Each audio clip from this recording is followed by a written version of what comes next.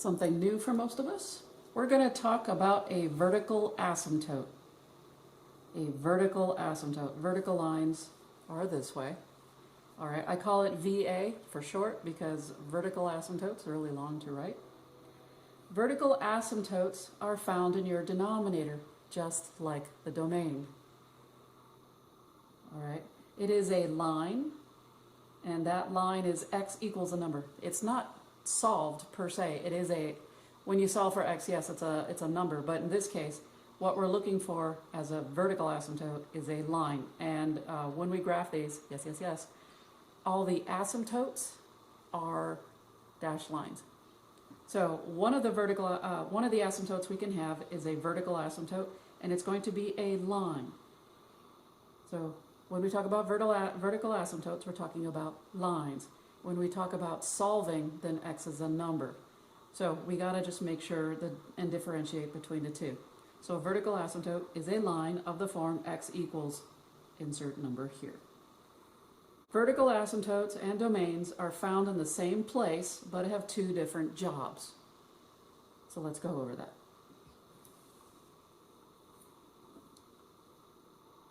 The domain is what I can use and what I can't use for my denominators, right? So what can I use, what can't I use? They are very, very similar to each other. All right, they are found exactly the same way. But domain is dealing with your x values, and the vertical asymptote is very similar, but it uses the domain to its advantage. The vertical asymptote is a dashed line. All right, so vertical asymptotes are used for the graph. Domain is all about the x values. So vertical asymptotes is on the graph. All right, it is a dashed line that denotes where our graph does not cross. The domain helps find our vertical asymptotes. Let's look at this a little bit closer. Let's look at our first example. We have 2x minus 1 over x squared plus 3x. Now I notice the denominator has a GCF of x, and so I'm going to factor out the x. Now that I've factored out the x, I'm going to go through the motions of domain. Okay? And domain and vertical asymptotes are found the exact same way, so let's go through it. For the domain, we would set the denominator equal to 0. Since we have an x times an x plus 3, you set each one of those equal to 0. It is actually better to factor out any GCF factor period before doing this. It's just easier to see. Split the x equals 0, and set the x plus 3 equal to 0. And solve. This guy's already solved, x equals 0. We just need to move the 3 over, so subtract the 3.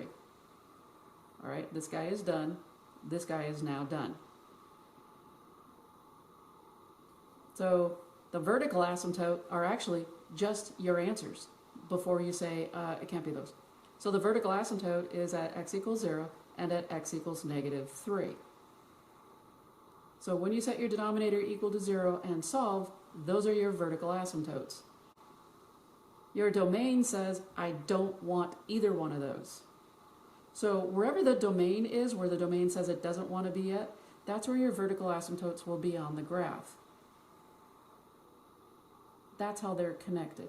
So my domain can be any number but the ones you found. Vertical asymptote says, hey, I know you don't want me to be there, so these are my lines that you help me find. The domain helped vertical asymptote find the asymptotes. They are very intertwined. When in doubt, just say domain can't be those, vertical asymptote equals those. If you want to go through it that way, that's fine. Let's look at another example. We've got x cubed over 5x minus 1 times x minus 2. Again, vertical asymptotes and domains. So here we go. Again, they're both found in the denominator.